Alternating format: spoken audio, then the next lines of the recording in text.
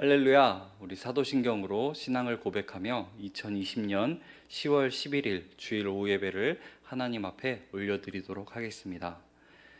전능하사 천지를 만드신 하나님 아버지를 내가 믿사오며 그 외아들 우리 주 예수 그리스도를 믿사오니 이는 성령으로 잉태하사 동정녀 마리아에게 나시고 본디오 빌라도에게 고난을 받으사 십자가에 못 박혀 죽으시고 장사한 지 사흘 만에 죽은 자 가운데서 다시 살아나시며 하늘에 오르사 전능하신 하나님 우편에 앉아 계시다가 저리로서 산자와 죽은 자를 심판하러 오시리라. 성령을 믿사오며 거룩한 공예와 성도가 서로 교통하는 것과 죄를 사하여 주시는 것과 몸이 다시 사는 것과 영원히 사는 것을 믿사옵나이다. 아멘. 우리 오늘 함께 나눌 말씀은 히브리서 4장 12절에서 13절까지의 말씀입니다. 히브리서 4장 12절에서 13절까지의 말씀입니다. 우리 함께 읽도록 하겠습니다. 하나님의 말씀은 살아있고 활력이 있어 좌우의 날선 어떤 검보다도 예리하여 혼과 영과 및 관절과 골수를 찔러 쪼개기까지 하며 또 마음의 생각과 뜻을 판단하나니 지으신 것이 하나도 그 앞에 나타나지 않음이 없고 우리의 결산을 받으실 이의 눈앞에 만물이 벌거벗은 것 같이 드러나느니라. 아멘. 할렐루야. 오늘 함께 나눌 말씀 가운데 저와 우리 성도님들에게 동일한 은혜가 있기를 소망하며 우리가 받은 은혜를 삶으로 살아낼 수 있기를 소망합니다. 학교 체육 시간이나 운동회 때 이제 본격적인 체육 활동을 하기에 앞서서 준비 운동이라는 것을 합니다. 그리고 이 준비 운동을 하기 위해서 학생들은 몇 열로 이제 쭉 서게 됩니다. 쭉 서 있을 때 앞에서 이제 지휘하는 선생님이 맨 앞열 이제 중간에 있는 한 학생에게 이렇게 말을 합니다. 너 기준. 그리고 그 학생을 기준으로 양팔 간격 좌우로 나란히 라고 말을 하면은 이제 그 중앙에 있는 학생 줄만 가만히 서 있고 그 학생을 기준으로 좌우에 있는 학생들이 두 손을 옆으로 펼치면서 분주하게 움직이기 시작합니다. 그런데 만약에 기준을 정해놓지 않고 양팔 간격 좌우로 나란히 라고 했다면은 어떤 일이 일어나게 될까요? 아마 이제 서로 기준이 없다 보니까 열이 흐트러지거나 또 아니면 어떻게 해야 될지 몰라서 아예 움직이지 않는 그런 상황이 발생하게 될 것입니다. 이렇듯 기준은 우리가 나아가야 될 방향을 알려주는 중요한 역할을 합니다. 우리는 포스트 모던 시대에 살아가고 있습니다. 자신의 선택이 옳은 것이고 절대적인 기준은 없다라고 말하는 시대입니다. 이렇게 철저하게 자기 자신만이 절대적인 기준이며 자기 중심적인 시대에 우리는 살아가고 있습니다. 그런데 그렇기 때문에 우리는 우리의 마음의 기준을 더욱더 잡지 못하는 경우가 있습니다. 철저하게 자기 중심적이기 때문에 자기 자신을 객관적으로 들여다보지를 못하는 것입니다. 자신을 객관적으로 진단하고 살펴보기 위해서는 자기 자신을 비춰볼 수 있는 기준이 있어야 합니다. 의사가 환자의 상태를 진단할 때에도 한 기준치를 가지고 이야기를 합니다. 그 기준치보다 미달인지 아니면 그 기준치를 초과했는지를 살펴보면서 환자의 상태를 진단을 합니다. 이와 마찬가지로 내 마음의 상태, 영적인 상태를 진단하기 위해서는 우리 마음의 상태를 진단하기 위한 올바른 기준이 있어야 합니다. 그렇다면 이 마음을 진단하기 위한 올바른 기준이 되어야 할 것이 무엇일까요? 정확하고 또 명확하고 흔들리지 않고 왜곡되지 않고 변하지 않는 절대적인 기준이 있어야 합니다.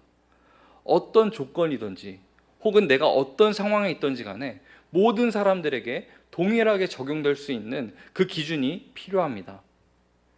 그것이 바로 살아계신 하나님의 말씀, 성경입니다. 하나님의 말씀이 담겨져 있는 이 성경은 정확한 기준이 될 뿐만 아니라 변질되거나 왜곡될 수가 없습니다.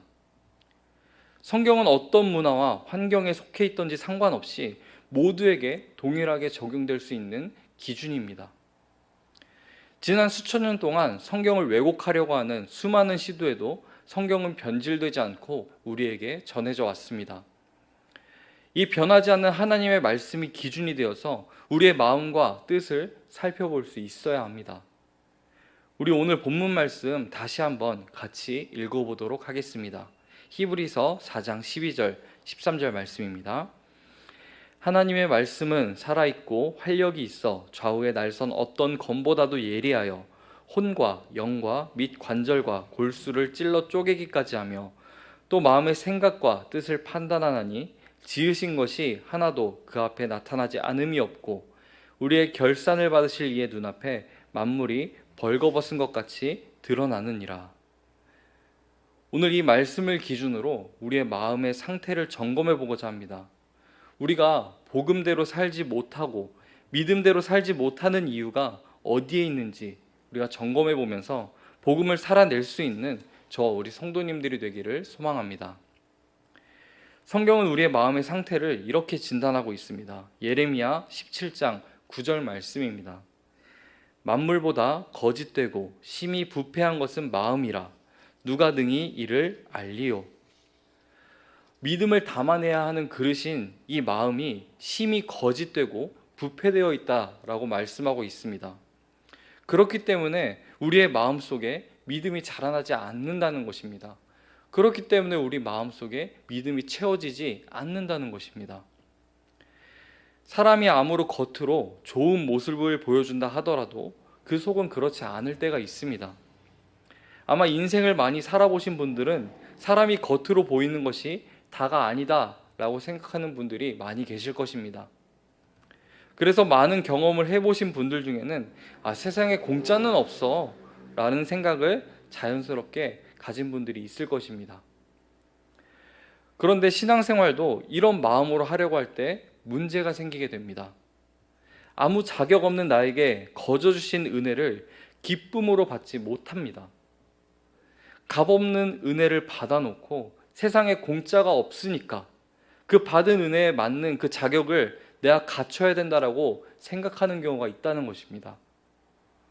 그래서 그 은혜를 받기 위해서 혹은 그 은혜를 갚기 위해서 무엇인가를 열심히 하려고 합니다.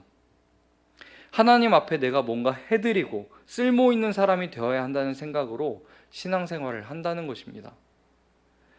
그래서 신앙생활을 열심히 한다는 말이 은혜를 누리는 삶을 살아가는 것이 아니라 교회에 나와서 교회를 열심히 다니면서 봉사를 열심히 해야 된다는 의미로 받아들여지는 경우가 있습니다. 물론 교회를 열심히 다니고 봉사를 열심히 하는 거 중요합니다.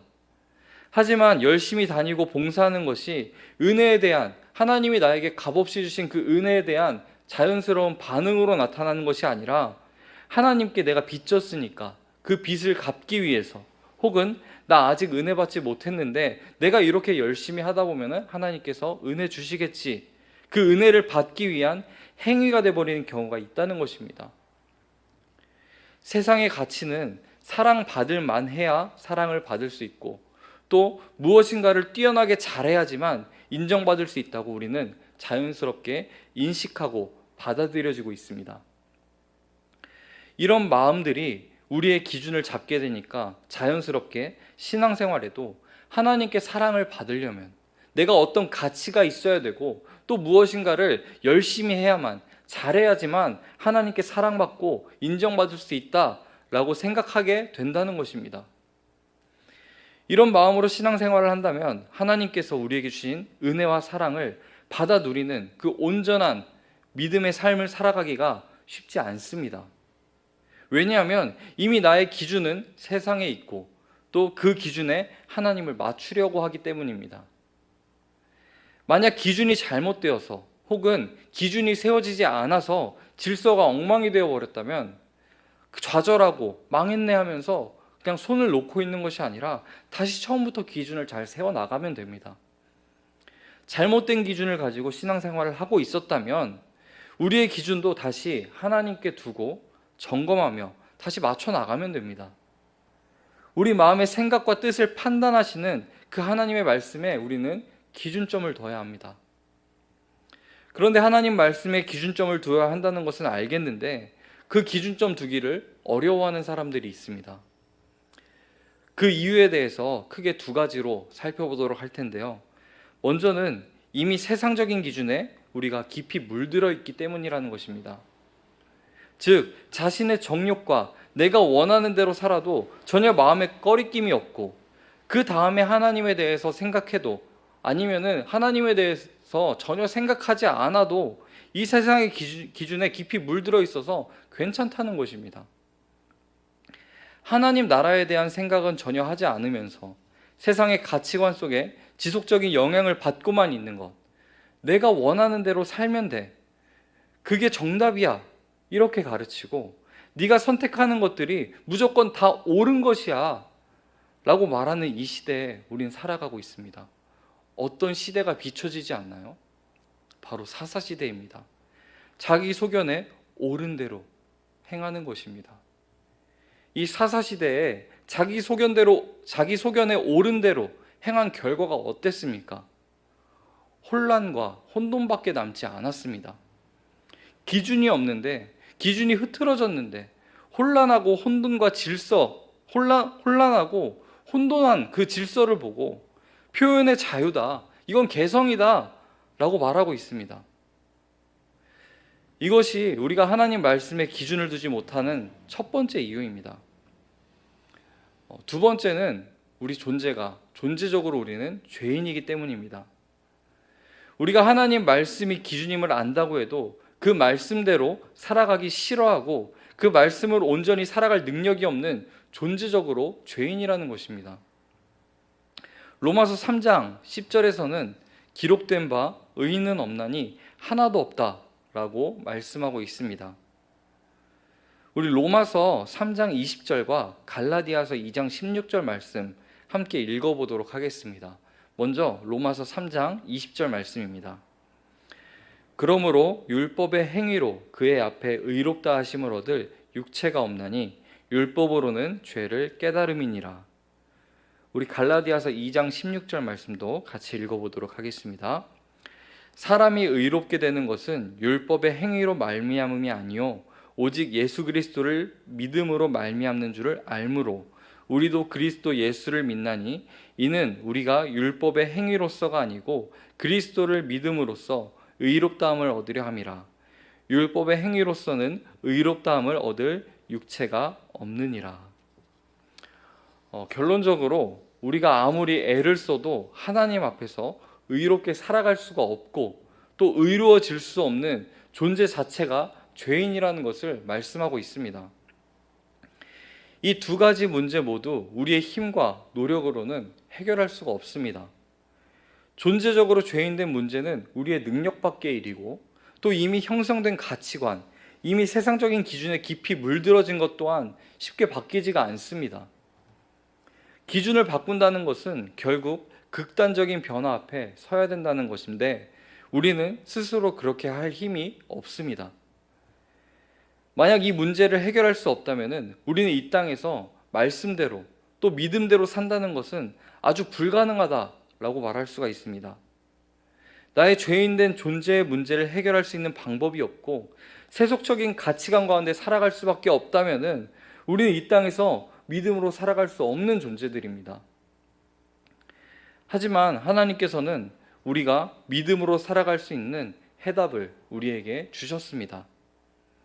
하나님께서는 이 문제를 해결하지 않고는 우리가 받은 은혜를 누릴 수 없고 믿음으로 살 수 없다는 것을 알고 계셨습니다. 그래서 이 문제를 해결할 수 있도록 하나님께서 인도해 주셨습니다.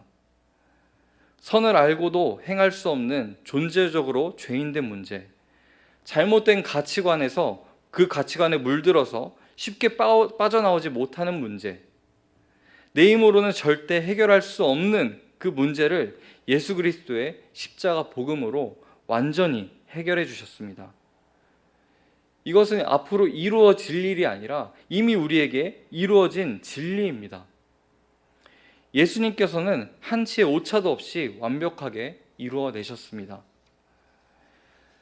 그런데 이 말씀을 들을 때, 우리가 복음에 대해서 들을 때 아멘 하면서도 그런데 또 뒤돌아서면은 삶으로 살아내지 못하고 삶으로 복음을 누리지 못하는 우리의 모습을 보게 될 때가 있습니다.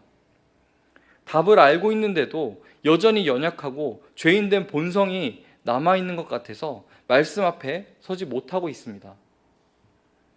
믿음으로 누리지 못하는 이 이유는 여전히 나의 연약함과 계속 예전처럼 살고 싶어하는, 지금처럼 살아도 아무 문제가 없다라고 하는 그 잘못된 가치관에 깊이 배어져서 살아가고 있기 때문입니다. 그러면 이 세상 가치관이 지배하는 이 현실 가운데 사는 문제에 대한 그 답은 하나님께서 어떻게 주셨을까요? 세속적 가치관이 가득한 이 세상 한복판에서 하나님 나라의 가치관이 드러나고 또 그 가치관으로 살아갈 수 있도록 함께 힘쓰는 공동체를 우리에게 주셨습니다. 우리 에베소서 1장 21절에서 23절 말씀 같이 읽어보도록 하겠습니다. 모든 통치와 권세와 능력과 주권과 이 세상뿐만 아니라 오는 세상에 일컫는 모든 이름 위에 뛰어나게 하시고 또 만물을 그의 발 아래에 복종하게 하시고 그를 만물 위에 교회의 머리로 삼으셨느니라. 교회는 그의 몸이니 만물 안에서 만물을 충만하게 하시는 이의 충만함이니라. 아멘. 그 공동체가 바로 교회라는 것입니다. 세상 모든 이름 위에 뛰어나신 예수 그리스도의 풍성함과 하늘나라 하나님의 나라의 가치관으로 살아가고요, 그것을 모든 만물과 세상 가운데 흘러보내는 그 공동체가 바로 교회입니다. 세상에서는 무모하다고 말하고 그런 삶은 절대적으로 불가능해 라고 말할 때 예수 그리스도의 삶을 생각해내면서 또 헌신하고 서로 격려하면서 자기 스스로를 낮추고 겸손을 함께 기뻐하면서 또 정직을 독려하는 그 공동체가 바로 교회 공동체가 되어야 합니다. 그 교회 안에서, 그 공동체 안에서 우리는 함께 믿음을 살아낼 수 있는 것입니다. 지금 현재 우리에게 주어진 상황이 좋지 않아서 온라인 예배, 또 비대면 예배가 이루어지고 있지만 우리가 예배의 자리에 나와 함께 예배를 드려야 되는 이유가 바로 여기에 있습니다. 예배의 자리에 나오면은 현장감이 있으니까 그 정도 이유가 아닙니다. 연약한 공동체를 돌보고 또 위로해주고 격려해주면서 함께 세워져 나아가기 위해서입니다. 교회가 외부의 공격과 핍박, 환난을 받는 것에 대해서 분명 조심할 필요가 있습니다. 하지만 우리가 더 조심해야 될 것은 바로 교회 안의 공동체성이 무너지는 것입니다. 교회가 세속화되는 것을 우리는 더욱더 주의해야 합니다. 우리에게는 바른 기준이 필요합니다. 누구를 따를 것인지, 어디에 기준을 두고 우리가 움직일 것인지 우리는 선택해야 합니다. 그리고 그 기준이 예수 그리스도, 하나님의 말씀이 되기를 소망합니다. 기준이 무너지고, 기준이 잘못되고, 기준이 없는 삶의 끝은 결국 무질서와 혼란뿐입니다. 주님만이 우리의 참된 기준이 되시며 인도자 되심을 기억하고 그분을 따르며 그분의 몸된 교회 안에서 함께 믿음을 세워나갈 수 있는 저와 우리 모든 성도님들의 삶이 되기를 예수님의 이름으로 축복합니다. 기도하겠습니다.